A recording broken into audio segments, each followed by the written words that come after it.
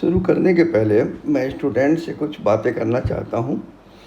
अपने higher education के 40 साल के करियर में प्लस जेईई और मेडिकल कॉलेज के एंट्रेंस एग्ज़ामिनेशन की तैयारी में स्टूडेंट्स को गाइडेंस देने के दौरान मैंने ऐसा मार्क किया कि बायोलॉजी के स्टूडेंट ख़ास तौर से फिज़िक्स के साथ उतने फ्रेंडली महसूस नहीं करते और उसका कारण है कि उनकी मैथमेटिकल स्टेप को हैंडल करने में पर्याप्त कैपेसिटी का नहीं होना और इसी कारण वो पढ़ाई के दौरान डिफ़िकल्टी फील करते हैं।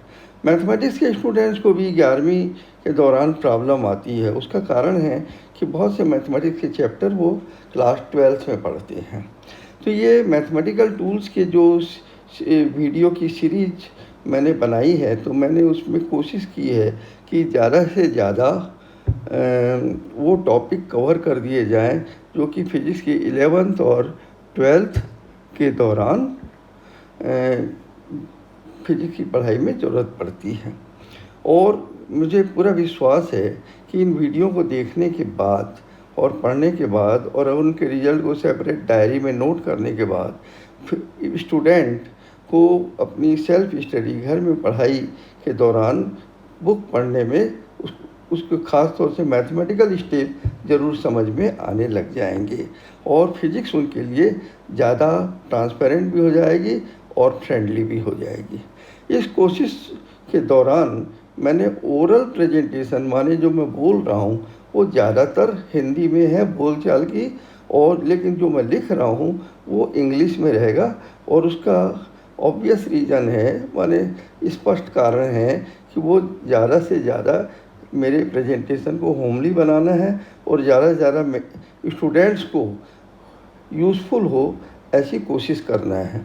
और दूसरी बात, मैंने वही टॉपिक कवर किए हैं जो कि फिज़िक्स की पढ़ाई में जानना ज़रूरी है। मैथमेटिक्स को पूरी तरह से पढ़ाने की कोशिश नहीं की गई है या किसी मैथमेटिक्स की बुक को मैंने रिप्लेस करने की कोशिश नहीं की है। दूसरा, बच्चों को मैं एक चीज़ और बोलना चाहता हूँ कि हम लोगों ने कभी भी ऑनलाइन टीचिंग नहीं की, हम लोगों ने ब्लैक बोर्ड पर ही पढ़ाया। तो हम लोगों को भी ऑनलाइन प्रेजेंटेशन में मैच्योरिटी में थोड़ा टाइम लग सकता है और बाद में हमारे कुछ वीडियो के बाद हमारे प्रेजेंटेशन ज़्यादा अच्छे और क्लियर कट रहेंगे, साफ साफ रहेंगे। और जिन स्टूडेंट्स को कुछ डाउट हो उनको मैं वेलकम करता हूँ, स्वागत करता हूँ कि वो डाउट पूछ सकते हैं। उनके डाउट्स को या तो सेपरेट वीडियो में या किसी मेल में या व्हाट्सएप में, जैसे ही उसके सवाल होंगे उसके हिसाब से उनके डाउट को दूर किया जाएगा। मेरा नाम AC बियानी है और मैं रिटायर्ड प्रोफेसर फिज़िक्स का हूँ, रायपुर में रहता हूँ। अब कुछ चीज़ें जो अरिथमेटिक में आपको जानना चाहिए, आज शुरुआत है इसलिए मैं कुछ सरल अरिथमेटिक की बातें करना चाहता हूँ और इसलिए कोई ख़ास कठिन नहीं है, इसलिए मैं समझाने के मूड में नहीं हूँ। सिर्फ आपको ये बोलना चाहता हूँ कि कुछ स्क्वायर रूट्स और स्क्वायर और क्यूब आप लोगों को रटे हुए रखने हैं। मतलब ये है कि ये फिज़िक्स में इतनी बार ज़रूरत पड़ती है कि आप बार बार निकालते रहें, इसकी बात की गुंजाइश नहीं है। ऑब्जेक्टिव क्वेश्चन बनाते समय बहुत जल्दी कैलकुलेशन करना पड़ता है और अननेसेसरी बातों को बिना लिखे जल्दी से आंसर लाने की कोशिश की जाती है। अब जैसे स्क्वायर रूट मैंने लिखे इम्पॉर्टेंट, जैसे √6 2.449 आपको तुरंत याद हो जाना चाहिए, या √8 2.828, √5 2.236, मतलब क्रेम टू मेमोरी। इसको छोड़कर पाई की ज़रूरत बहुत बार पड़ती है, तो पाई तो 3.142 होता ही है, तो पाई स्क्वायर भी कई बार आता है, तो आपको 9.87 याद रखना है। 1/पाई कहीं हो, पाई डिनोमिनेटर में हो तो उसको 0.318 लिख दिए, ऐसा। इसको छोड़कर बहुत से इम्पॉर्टेंट स्क्वायर हैं, कुछ तो आप लोग याद रहता ही है, जैसे 8 का स्क्वायर 64, जैसे ये दिख रहा है, तो ये तो बहुत सरल है। लेकिन 17 का स्क्वायर 289, 19 का स्क्वायर 361, 24 का स्क्वायर 484, 26 का स्क्वायर 676। इसको सोचना नहीं चाहिए, आप इसको बार बार इतनी बार बोल लीजिए कि सब क्रैम टू मेमोरी, रटा हुआ आपकी जीभ पे रहना चाहिए। इसको छोड़कर बहुत से क्यूब भी फिजिक्स के न्यूमेरिकल बनाने में काम आते हैं, जैसे 6 का क्यूब। तो आप कैलकुलेट करने बैठे ऐसी ज़रूरत नहीं हो, सीधा सीधा 216 लिख दिए। 8 का क्यूब 512 होता है। ये सब आपको जल्दी जल्दी करना पड़ेगा। ओके, तो अब मैं कुछ वो टेक्निक जिसको राशनलाइजेशन कहते हैं उसका यूज़ करके कैसे सवालों को जल्दी से बनाते हैं उसके एक दो नमूने दे रहा हूँ। और उस तरीके के सवाल आप कहीं पे अपनी हाई स्कूल की बुक से सब देखकर वैसे सवालों की कुछ फिर से प्रैक्टिस कर लेंगे तो आपकी फिजिक्स की पढ़ाई आगे जाकर बहुत आसान हो जाएगी, ऐसा मेरा भरोसा है। जैसे एग्जाम्पल के तौर पर ये सिंपल सवाल है इसलिए मैंने सिर्फ लिख के रख दिए हैं, आप लोग सिर्फ देख के ये जानिए कि आपको क्या पढ़ाई करनी है। जैसे एग्जाम्पल के तौर पे √3/√2, तो इसको √3/√2 लिखे तो ये नीचे में जो √2 दिख रहा है इसको राशनलाइज करने के लिए एक √2 और मल्टीप्लाई किए तो √2 इंटू √2 मिल के ये 2 हो गया, लेकिन उतना √2 ऊपर लगाया तो √6। अब √6 अभी अभी हम लोगों ने देखा है 2.449, नीचे में 2 से डिवाइड कर दिया। ऐसे सवालों को माने हर जगह कैलकुलेटर मिलेगा ही ऐसा कोई ज़रूरी नहीं है, इसलिए आप लोगों को ऐसे छोटे छोटे सवालों के लिए किसी की मदद न लेनी पड़े, कोई इंस्ट्रूमेंट कैलकुलेटर की ज़रूरत न पड़े, ऐसी आपकी कैपेसिटी होनी चाहिए। अब जैसे √3 + 1/√3 - 1, अब इसको कैसे राशनलाइज करते हैं तो डिनोमिनेटर को किया जाता है। तो नीचे में अगर √3 - 1 है तो √3 + 1 से मल्टीप्लाई करना है। ये देखिए जितने से मल्टीप्लाई किए उतना ऊपर भी कर दिए। अब √3 + 1 √3 + 1 स्क्वायर हो गया और नीचे में a - b a + b = a² - b²। अब आप देखेंगे ये ऊपर में √3 + 1 का स्क्वायर है, माने a + b के स्क्वायर का फॉर्म हो गया। तो आप देखेंगे a² + b² + 2ab नीचे में √3 का स्क्वायर - 1² 3 - 1 ये हो गया 2, तो 4 + 2 √3/2। अब 2 कैंसिल करके 2 + √3 आ गया। ओके, अब 2 + √3 में √3 के वैल्यू अपने पुट कर दिए तो आ गया 3.732।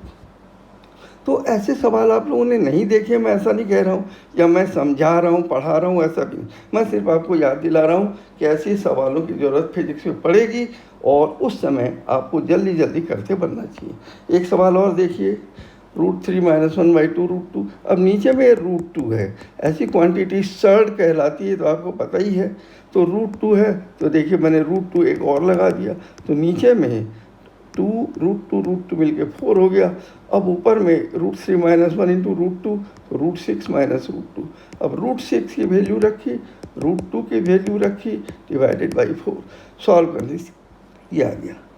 ओके, अब आगे देखिए कैसे पाई का यूज़ किया है एक सवाल में। तो ओमेगा = 2πf मान लीजिए आपको दिया है और ओमेगा की वैल्यू मान लीजिए 100 दी गई है, तो पूछा जा रहा है f बताओ। तो f हो गया ω/2π। अब ओमेगा 100 दिया है, 2 पाई नीचे है। अब ये भी मैंने कहा अगर 1/π रहे तो उसकी जगह 0.318 लिख दीजिए। तो ये देखिए मैंने यहाँ पे लिखा है, दिख रहा है आपको। तो 100 × 0.318 इज 31.8 और नीचे में 2 डिवाइड करके 15.9 दिया है। मतलब मैं ये कहना चाह रहा हूँ कि यहाँ पर कोई आदमी पाई की जगह 3.142 लिख के फिर डिवाइड करने बैठे, ये सही गलत नहीं है लेकिन अच्छा तरीका नहीं है। आपको याद रखना है कि अगर पाई नीचे हो तो ऊपर 0.318 रख दिए, उससे कैलकुलेशन फास्ट होगी। और एक सवाल देखते हैं। मान लीजिए आपको कहा जाता है √0.1 + √0.9 बताओ। अब कोई सोच बैठेगा, कई लोग गलती करते हैं 0.9 और 0.1 मिला के 1 हुआ और 1 का स्क्वायर रूट 1 नहीं एक्चुअल, और ना तो 0.9 का स्क्वायर रूट 0.3 है। तो ये सब गलतियां नहीं होनी चाहिए जो कि प्राय होती है। तो 0.1 + 0.9, 0.1 को देखिए मैंने 1/10 लिखा, 0.9 को 9/10 लिखा अब ये √1/√10, √9/√10, √10 दोनों में है, तो ये देखिए मैंने लिख दिया, और ऊपर में √1 और √9 मिलाकर कितना हो गया, तो 9 का स्क्वायर रूट 3, 1 का स्क्वायर रूट 1, तो 3 + 1 मिलके 4। हाँ, अब आगे मैंने क्या किया है, नीचे में √10 है, इसको राशनलाइज किया। राशनलाइज करने के लिए हम क्या करते हैं, हम ये करते हैं कि एक √10 है तो एक √10 और लगा दो, तो √10 मिलके ये 10 हो गया, और देखिए उतना ही मैंने न्यूमरेटर में भी रखा है ये। ओके, तो 4√10/10। अब √10 3.162 अभी अभी आपको बताया गया था, जो कि आपको पुट करना पड़ेगा, ये 3.162। अब इसको इससे मल्टीप्लाई कर दिए और ये आया, फिर 10 से डिवाइड कर दिया। इस तरह से कैलकुलेशन बहुत फास्ट हो जाती है। अब एक सवाल आपको खुद करना चाहिए, लेकिन थोड़ा बहुत मैं करके बता दे रहा हूँ कि राशनलाइजेशन करके इसे सॉल्व करो। इसका आंसर 1 है, कैसे लाते हैं, तो मैं इसको थोड़ा जल्दी जल्दी करके बता रहा हूँ।